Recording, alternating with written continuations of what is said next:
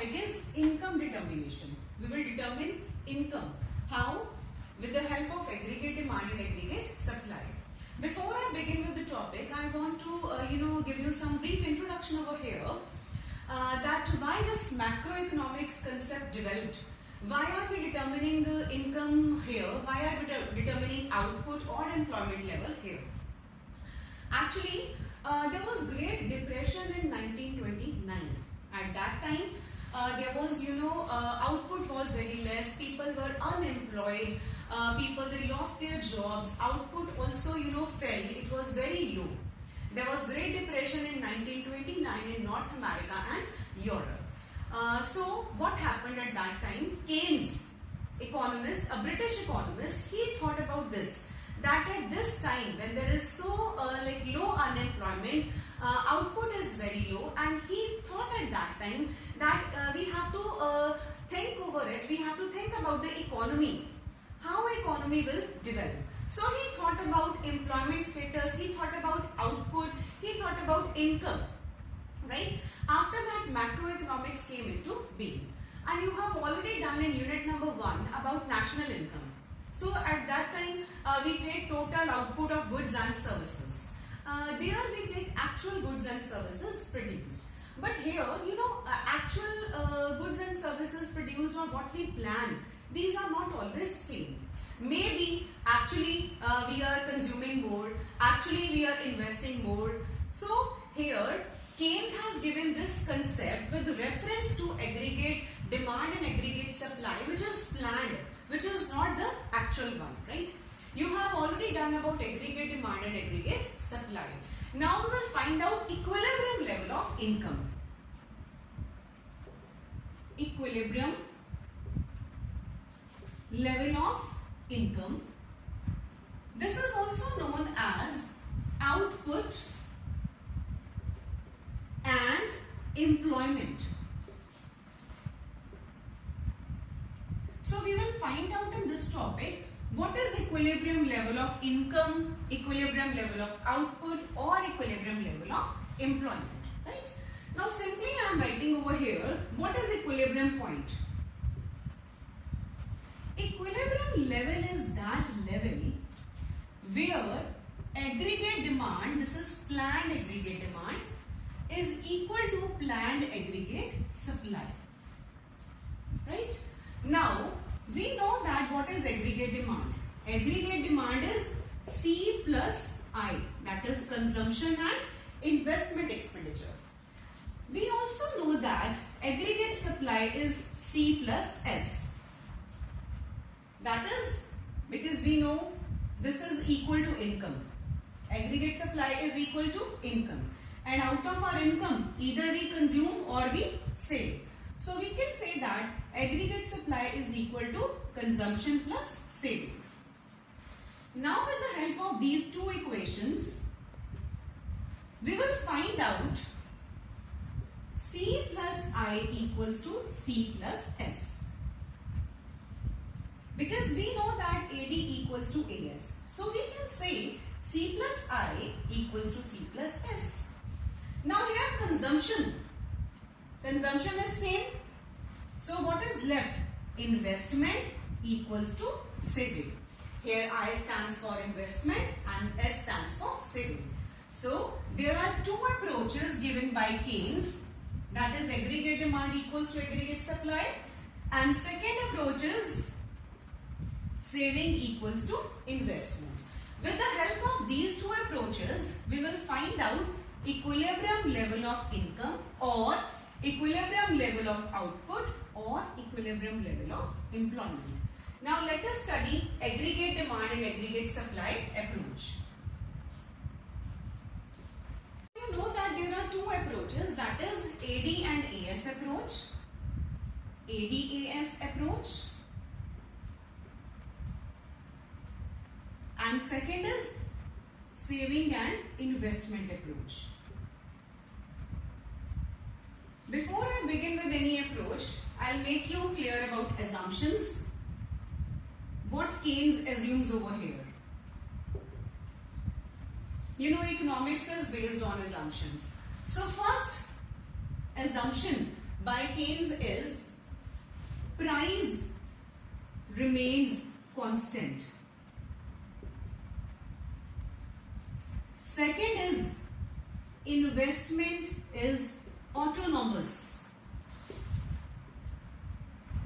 You people know it very well. Autonomous means there is no change in investment. Whether income increases or decreases, there is no change in investment. Third, this theory or both the theories, these equilibrium approach has been given with context to short run only. Only short run is there in our syllabus, long run is not there in our syllabus, right? And fourth approach is we will determine equilibrium level of income with reference to only two components, that is we will study only two sector model, that is household and producer. It means we will study C plus I here. Let us begin with the first approach, that is AD-AS approach given by Keynes. According to this approach, equilibrium level of income means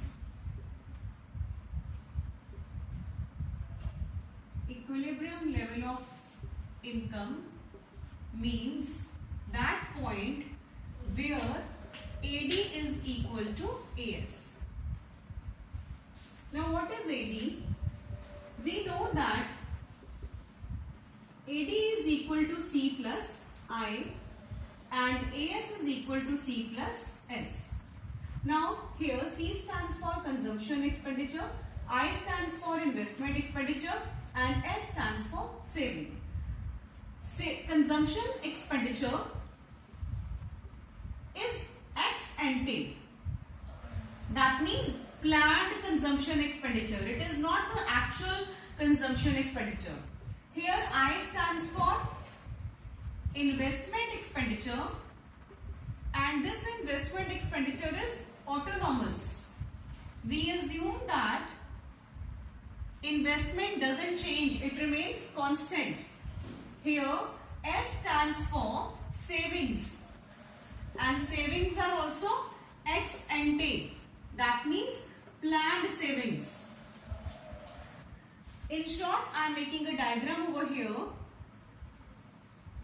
This is AS, that is aggregate supply, and this is AD. Where both meet, this is known as equilibrium point, equilibrium level of income, output or employment. Now let us study it with the help of table and diagram. Let us study this table with reference to AD and AS approach. Employment, income which is represented by Y, consumption represented by C, saving by S, investment by I, AD is C plus I and this AS is C plus S. Now let us find out equilibrium point with the help of this table. Income 0, then income keeps on increasing. I am taking the previous data only which you have already done. Now at 0 point, consumption is 40.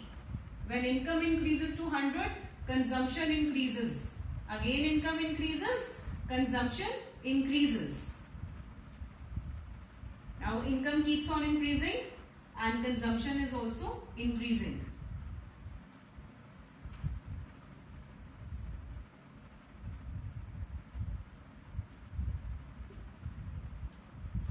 Employment, when income is 0, we will not employ any person. Obviously, here we are employing more number of persons.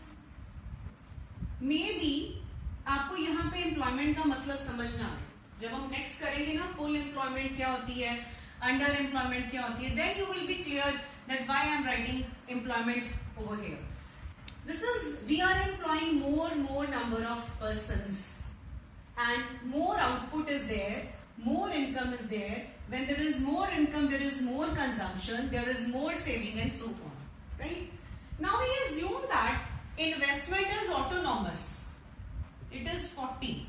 You can take any figure over here, but it should be constant. It should not change because Keynes assumes, he assumes that investment is constant. It is autonomous. It doesn't change at all. Whether income increases or decreases, it will remain same.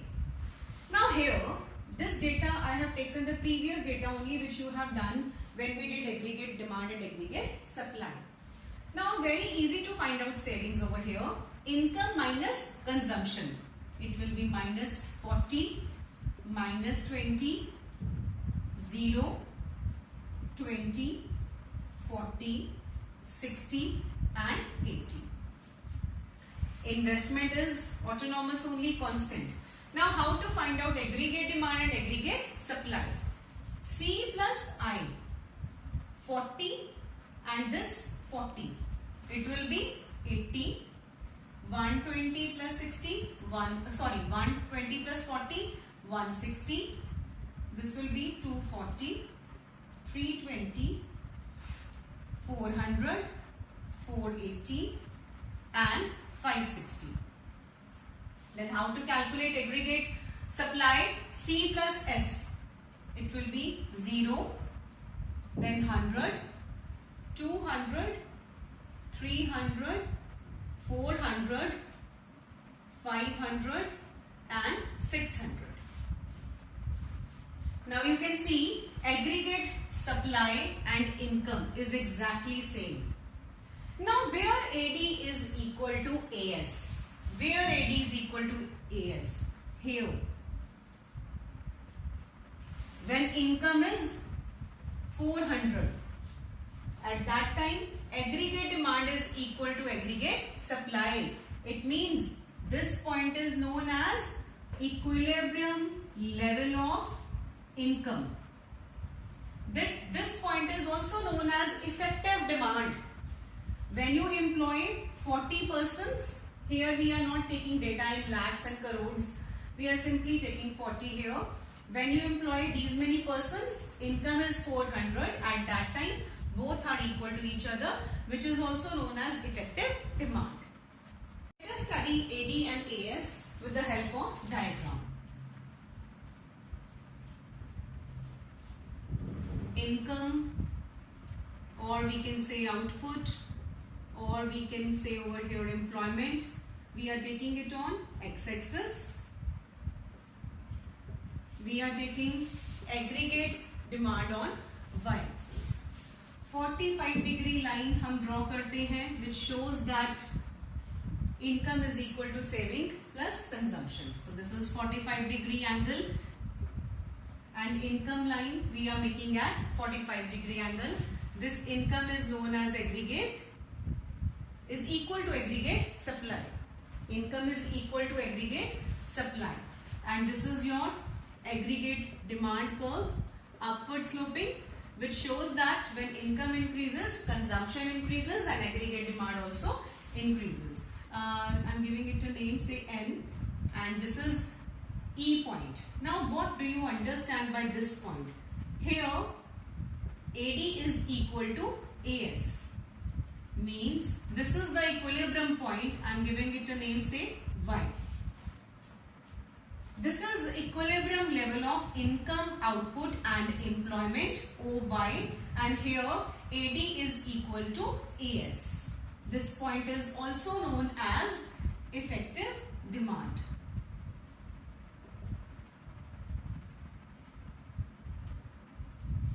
Right? Now maybe it is possible that there is disequilibrium. तो वो कैसे होएगा?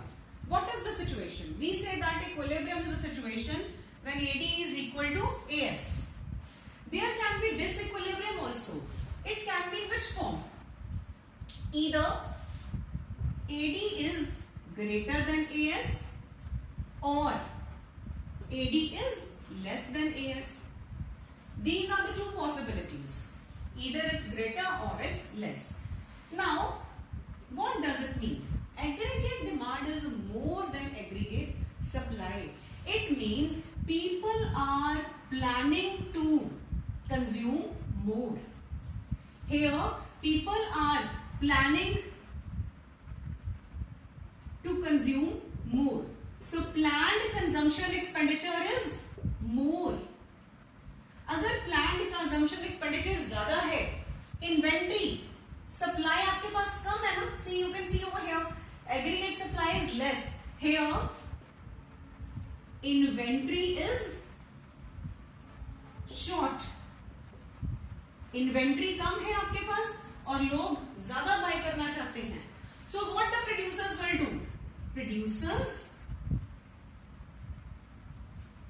will increase employment. Producers will increase production. Only then the aggregate demand we can meet. So producers will increase employment, they will increase the production. And second situation is aggregate demand is less than aggregate supply. Now here it means जो planned consumption expenditure है ना, it is less.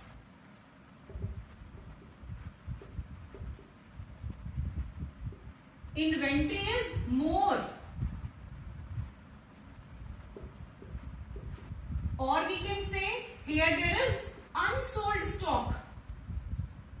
Inventory ज़्यादा पड़ी है, unsold stock is there. So what the producers will do? Producer will produce less production, less employment.